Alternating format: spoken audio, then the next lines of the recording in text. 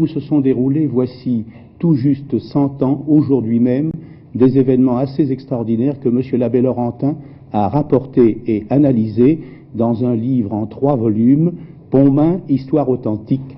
Le premier est le récit des événements de Pontmain, le second comprend les preuves se rapportant à ces événements, et le troisième, les documents.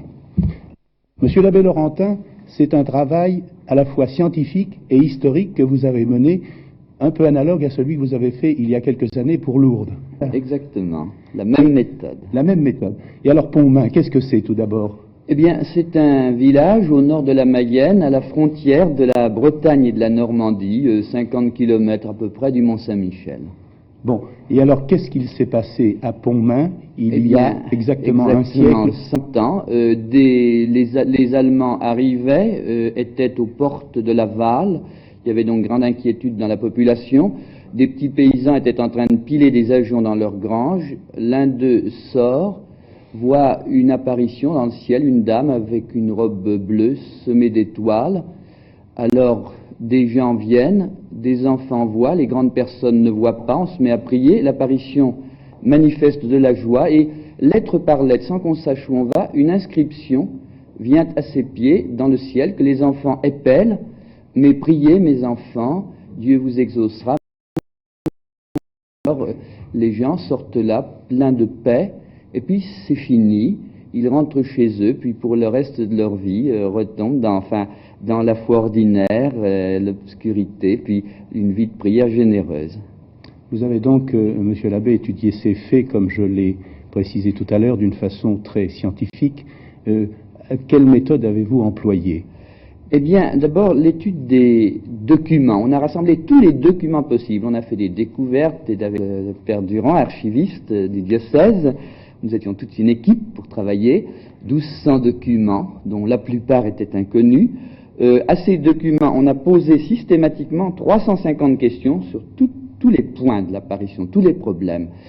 Tout ça a été confronté, passé au crible de la critique, puis le résultat a été critiqué par toutes sortes de méthodes, et finalement le livre est sorti de là. D'abord les faits, un livre très lisible, enfin si possible comme un roman, j'espère que c'est comme ça. Ensuite, on a cantonné les preuves dans un 2e volume, puis dans un 3e, on donne les documents pour que chacun puisse vérifier les 100 essentiels, tous les récits des voyants depuis le lendemain de l'apparition, et on peut confronter tout ce qu'a dit chacun, et les uns avec les autres. Enfin, on peut vérifier ce que nous avons dit et prouvé.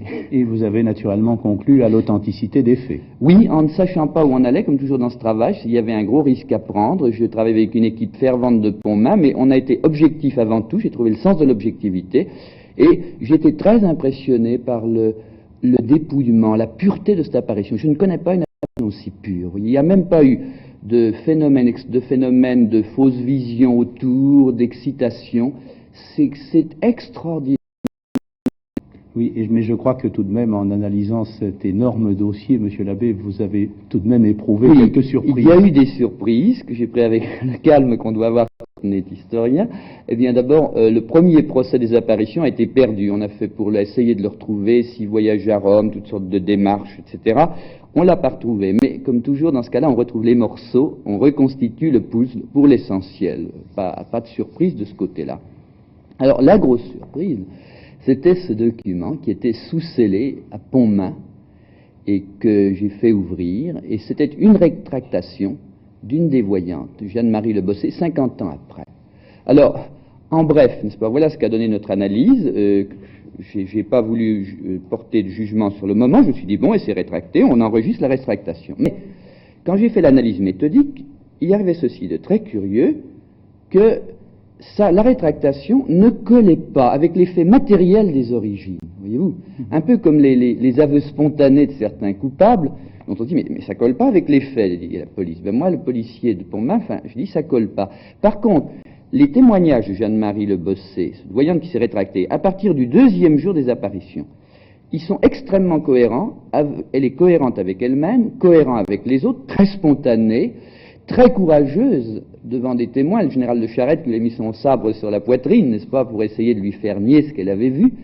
Alors, je suis arrivé à ce fait qu'il s'est passé pour elle ce qui s'est passé pour d'autres, comme par exemple Sainte Thérèse de l'Enfant Jésus, cet état second, n'est-ce pas, quand elle en a eu beaucoup parlé, qu'elle a eu des objections, elle a cherché à se le représenter pour répondre, et alors elle ne voyait plus. Alors elle s'est dit, elle n'a pas pu retrouver l'état où elle était, elle s'est dit, je me suis fait une illusion, et alors elle a éprouvé une espèce de besoin de se libérer de ça, d'abord au confessionnal, puis finalement, lorsqu'on l'a convoquée dans cette rétractation qui avait été malheureusement gardée très secrète, parce que j'aurais voulu y être, moi à ce moment-là, je ne sais pas comment j'aurais réagi, pour lui poser des questions qui peut-être lui auraient rendu son évidence première, qui a été tellement éblouissante. Voyez-vous, c'est la voyante que j'aime le mieux. Ils ont tous une vie très fervente, elle a été religieuse, parce que vraiment c'est les classes moyennes de la sainteté dans le plus pur dépouillement de la foi. Elle a été privée même de la gloire d'être voyante. Vous voyez, en notre temps où les gens sont éprouvés dans leur foi par les conditions actuelles, la fidélité de Jeanne-Marie Le Bossé, plongée dans la nuit complète et généreuse jusqu'au bout, je crois que c'est un très beau témoignage. C'était celui des voyants, des autres voyants n'est pas mauvais dans ce genre-là non plus. Voyez-vous, je crois que c'est ça. Pour moi, c'est l'apparition pour les pauvres, les classes moyennes de la sainteté. Oui, tous ces voyants ont donc vu la Vierge, oui. Et ils en ont fait une description très précise. On a pu reconstituer l'image. Et ce qui frappe, c'est que cette image de la Vierge n'est pas du tout la même que celle de la Vierge de Lourdes ou de la Vierge de la Salette. Elle porte des vêtements très différents. Est-ce qu'on peut penser, Monsieur l'abbé, que la Vierge a une garde-robe très étendue? Alors évidemment, on ne peut pas prendre les choses sur ce terrain-là. Alors j'étudie, on ne peut pas tout vous dire, parce que ça c'est le dernier chapitre du volume, pour voir ce que c'est qu'une apparition. Vous voyez, il faut le prendre par le bon bout. C'est pas une communication d'ordre matériel, c'est ce qu'on appellerait une communication existentielle, c'est-à-dire une communication entre des personnes qui ne sont pas situées dans le même monde. C'est une communication dans la foi, dans la communion des saints. Alors les médiations de cette communication, c'est pas comme tous les appareils qui me tiennent en liaison avec les téléspectateurs, c'est d'un autre ordre, c'est quelque chose de beaucoup plus intime, intérieur, personnel, mais qui permet de se rejoindre et de communiquer. Voyez-vous, c'est à partir de là qu'on peut comprendre, bien, les vêtements, ça fait partie du signe de la communication, voyez-vous. Alors ça, je ne peux pas détailler davantage, mais je crois que vous avez la clé, puis ceux qui voudront comprendre, ils liront ça exploser plus méthodiquement. Monsieur l'abbé, quelle est la situation de Pontmain par rapport à l'Église? Eh bien, comme toutes les apparitions, c'est quelque chose qui est laissé à la libre foi des croyants, mais avec une approbation. Voyez-vous, une approbation de l'Église qui autorise, qui encourage même à fréquenter ce sanctuaire.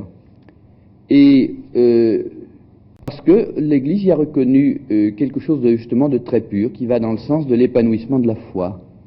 Monsieur l'abbé, vous avez dit et vous avez écrit surtout que Pontmain avait un sens pour notre monde d'aujourd'hui. Alors vous pouvez préciser... J'ai été assez surpris que cette chose qui me paraissait vieillotte, peut-être, vous voyez, à travers certains commentaires de Pontmain qui n'étaient pas fidèles à Pontmain, vous voyez, à la source pure.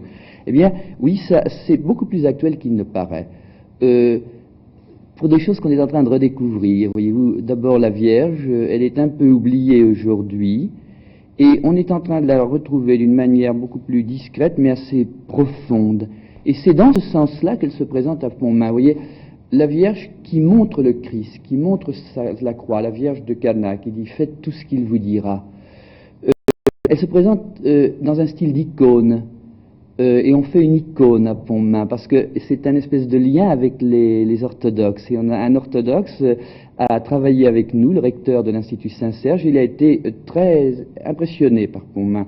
Et puis enfin, il y a un message qui est un pur écho de l'Évangile, message de prière, message de paix, et de paix, vous voyez, au-delà des frontières. Il y a un pèlerinage allemand qui vient tous les ans à Pontmain, et puis un message d'espérance. Vous voyez, on est en train de redécouvrir, protestants et catholiques ensemble, une théologie de l'espérance, théologie du futur, de l'avenir. Eh bien, Notre-Dame de Pontmain, elle a été appelée Notre-Dame de l'Espérance. Nous avons quelque chose à découvrir en ce centenaire.